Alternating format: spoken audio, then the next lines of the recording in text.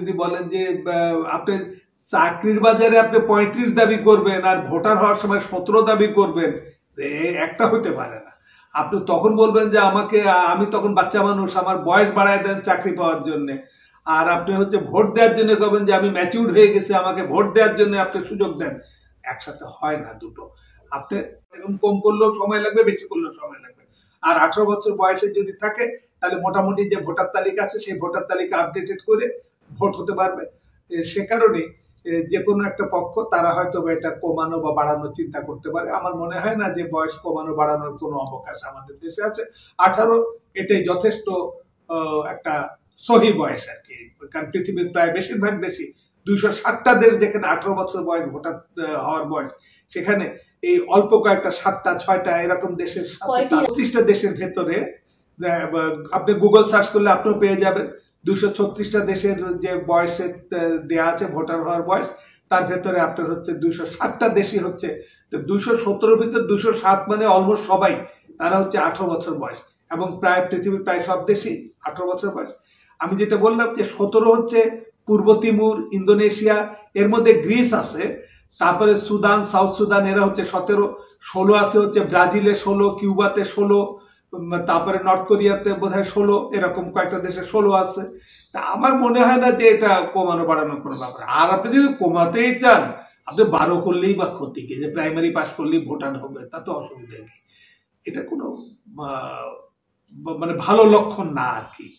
আপনি হচ্ছে যে সিদ্ধান্ত নেওয়ার জন্য একটা মানুষকে ম্যাচুরিটি আসতে হয়। ভোটটা কিন্তু খালি দিলাম দিলাম তা না।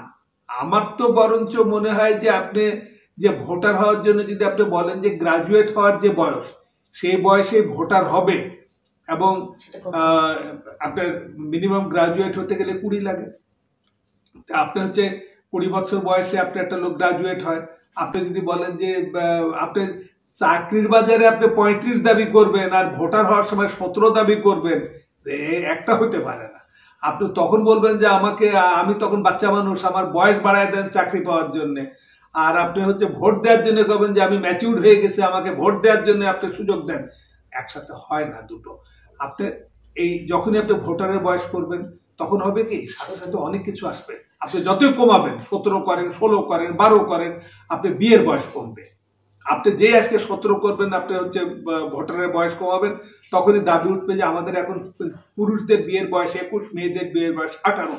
তো বলবে যে মেয়ে 17 বছর বয়সে রাষ্ট্রপতি নির্বাচন করতে পারে, প্রধানমন্ত্রী নির্বাচন করতে পারে, সেই মেয়ে কি বর নির্বাচন করতে পারবে না?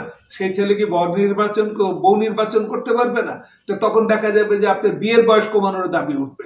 এগুলো একটা দাবির সাথে অনেক বাড়বে। বা আপনি তখন বলবে যে আমি 17 বছর বয়সে, এখন যেমন আমরা লড়াই করে যাই, বলি যে আপনি মেয়ের বয়স 18 না হলে বিয়ে দেবেন না, তখন মেয়ের বাবা বলবে যে 17তে যদি ভোটই দিতে পারে, 17তে প্রাইম মিনিস্টার বানাইতে পারে, আর 17তে বিয়ে করতে পারবে না, 16তে তাহলে অসুবিধা কি, 15তে অসুবিধা কি, 12তে অসুবিধা কি? অতএব আপনি যখনই একটার সাথে আরেকটা ধারাবাহিকভাবে একটা চেইনের ভিতরে থাকে, অতএব একটার সাথেই অন্য কিছু চলে আসবে। হ্যাঁ, সমস্যা বাড়বে, এটা সমস্যা বাড়বে। আমার মনে হয় না যে এটা এখন কি পূর্ব তিমুরের 17 বছর বলে, আর পূর্ব তিমুরের মহামান্য রাষ্ট্রপতি কয়েকদিন আগে আমাদের দেশে এসে সফর করে গেলেন বলে তার সম্মানে আমরা 17 করবো, এটা হতে পারে না। আমরা লেখাপড়া বাদ দেখলে ভোটের চিন্তায় করবে। তরুণদেরকে লেখাপড়াটা করতে দেন। আপনার এখনই তো লেখাপড়া 12টা বেজে গেছে। আপনার এই যে গত 5ই আগস্টের পরে আপনার জুলাই থেকে স্কুলমুখী কলেজমুখী কয়জন হয়েছে? এখন তো সবাই মনে করে যে আন্দোলন করলে রেজাল্ট পেয়ে যাবে, আপনার এমনি পাস হয়ে যাবে।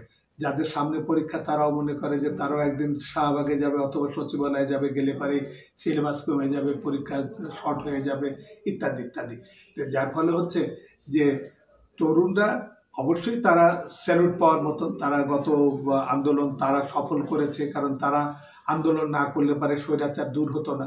কিন্তু তাই বলে তাদের এখন যে আপনার সব কিছুতেই এই সুযোগটা দিতে হবে আপনার, তাহলে তো আপনার তখন হবে যে যেটা আমি আগে বললাম যে বিয়ের বয়সটা তখন কমবে, আপনার সব সুযোগগুলো দেবেন। হ্যাঁ, বাল্যবিবাহ বাড়বে, সবই ক্ষতিগ্রস্ত হবে তখন। এগুলো না। তারপর চাকরির বয়স, তাহলে আপনার চাকরির বয়স তাহলে আপনি কমান না কেন, অসুবিধা কি? আপনি বলেন যে ঠিক আছে চাকরি আপনি পাবে কম বয়সে, আর তখন তো 35 নিয়ে এত মাথামাতি করলেন কেন? সেটাকে আপনি তাহলে 30-এ নিয়ে আসেন। 32 তো করেছেন, এটাকে 30-এ নামায় নিয়ে আসেন। তো আপনি এক জায়গায় বাড়াবেন, এক জায়গায় কমাবেন, এটার কোনো অর্থ হয় না। তখন রাজনীতিতে মাতবে। আমি তো চাচ্ছি না যে তরুণরা আপনি তার যে বয়সে লেখাপড়ার করার বয়স, অন্তত গ্রাজুয়েট হওয়ার বয়স পর্যন্ত তাকে পড়াশোনা করতে দেন, তাকে পড়ার টেবিলে থাকতে দেন। এখন তো আপনি 17 বছর বয়সে যদি আপনি ভোট দেওয়ার বয়সে নিয়ে আসেন, তাহলে তো সে 16 বছর বয়স থেকে তাকে বলবে যে মানে আমাদের এখনো রাজনীতি করে, ছাত্র রাজনীতি করে, কিন্তু তখন তো আপনি গণরাজনীতিতে চলে আসবে। তারা তো স্কুলে পড়বার সময় তারা ছাত্র রাজনীতি করবে না, তারা তখন জাতীয় রাজনীতির শরিক হয়ে যাবে। এবং ছাত্র রাজনীতি আমরা যেটা বলছি যে ছাত্র রাজনীতি ছাত্রদের রাজনীতি হোক, ছাত্র রাজনীতি যাতে জাতীয় রাজনীতির লেজুর ভিত্তি না হয় সেটা আমরা যখন বলছি, আর বলে আমরা তাদের বয়স কমাই দিচ্ছি, বয়স কমাই দিলে পরে ভোটারের বয়স কমাই দিচ্ছে, তখন আমরা তাদেরকে উৎসাহিত করবো হচ্ছে জাতীয় রাজনীতিতে অংশ নেওয়ার জন্য। তার মানে লেখাপড়া আরো লাটে উঠে যায়। যারা এবার আন্দোলন করেছে তারা হচ্ছে বিশ্ববিদ্যালয়ের ছাত্র, আর বিশ্ববিদ্যালয়ের যারা ছাত্র তারা আপনার 16 বছর বয়সে এসএসসি পরীক্ষা অংশ নিয়েছে। অতএব তারা ইন্টারমিডিয়েটে যারা সেকেন্ড ইয়ারে পড়ে তারা মূলত 17 পার হয়ে গেছে, 18তে চলে গেছে। তারা এখন ইন্টারমিডিয়েট যা পড়ে, বিশ্ববিদ্যালয়ে পড়তে গেলে অবশ্যই 18তে তাদের বয়স আর কি। তো সেখানে যারা আন্দোলন করেছে তারা কিন্তু কেউই 17-র নিচে না। আর 17-র নিচে তাহলে আপনি যদি 17 করেন, যদি বলেন যে 17 করলে পরে সেই তরুণরা উৎসাহিত হবে, তাহলে স্কুলে পড়ার যে ছেলেরা আন্দোলন করেছে তাদেরকে অনুৎসাহিত করবেন কেন? তাদেরকে উৎসাহিত করেন। আপনি একেবারে হাই স্কুলের বয়স 12 বছর বয়সে বা 10 বছর বয়সে নিয়ে যান, যে হাই স্কুলে যারা পড়েছে তারাও সব ভোটার হয়ে গেল, তারাও তো আন্দোলন করেছে, তারাও তো আপনার পানি নিয়ে দৌড়াইছে, অর্থাৎ তাদেরকে ভোট দেওয়ার সুযোগ দিয়ে দেন। এগুলো শোনেন, সুদূর প্রসারী চিন্তা করতে হয়। হ্যাঁ, আপনার রাষ্ট্রে আজকে যেটা হবে, যে আইনটা হবে, যে নিয়মটা হবে, সেটা আরো 50 বছর চলবে, 100 বছর চলবে, তারও বেশি চলবে।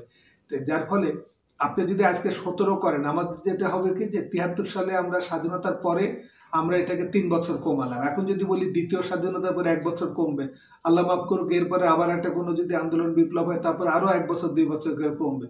কমতে কমতে এরপর দেখা যাবে যে আপনার হয়তো যে আপনার জন্ম নিবন্ধন সনদ আর ভোটার তালিকায় নাম অন্তর্ভুক্তি একসাথে হয়ে যেতে পারে।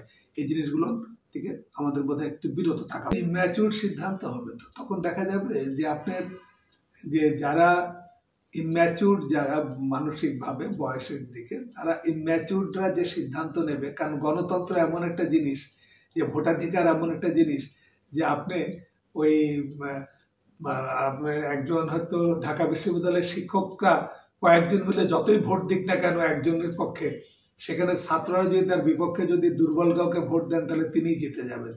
সেক্ষেত্রে ছাত্রদেরকে যদি আপনি যদি কম বয়সকে যদি আপনি প্রাধান্য দেন, তাহলে ইম্যাচিউর লোকজন ভোটে চলে আসবে, এবং ইম্যাচিউর লোকজন ভোটার হবে, তারা এরপরে ক্যান্ডিডেটরা দাবি করবে, এবং এটা একটা হযবরল হবে।